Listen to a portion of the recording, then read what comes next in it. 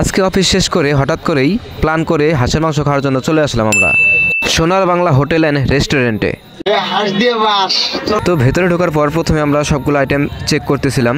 সুমন ভাই দেখতেছে বগের মাংস আর আমি হাঁসের মাংস একটু দেখলাম। সবার উদ্দেশ্যে রিপন ভাই বলতেছে, তোমরা কে কি খাবা খাও, বাকিটা আমার উপর ছেড়ে দাও। আর যাই হোক, হোটেলের পরিবেশটা মনোমুগ্ধকর, চারপাশে সবুজ ধান ক্ষেত, তার মাঝে আমাদের মাঝে ভাত অনেক আগে চলে এসেছে, কিন্তু সবাই সেই স্পেশাল হাঁসের মাংসের আসার অপেক্ষার প্রহর গুনতেছে।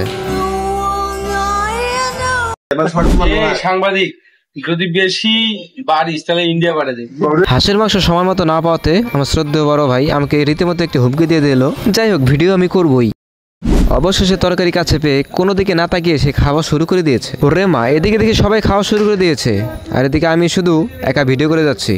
এটিকে মানা যায়? হিসাব করে গণিত ওয়াসিম ভাই সামনে আছে, তোমার ফিরে উঠিয়ে আসি, দেখবো এখন দুখান নাই।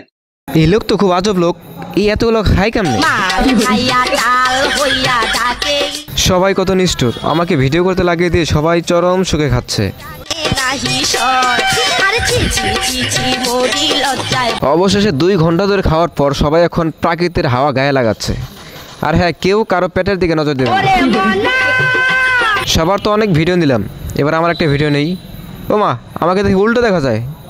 তার ভিডিও এডিটে করিম না, যা ভিডিও শেষ। তবে হ্যাঁ, রান্নাটা কিন্তু অনেক সুন্দর ছিল আর লোকেশন ব্যানারে দেওয়া আছে, দেখে নেন।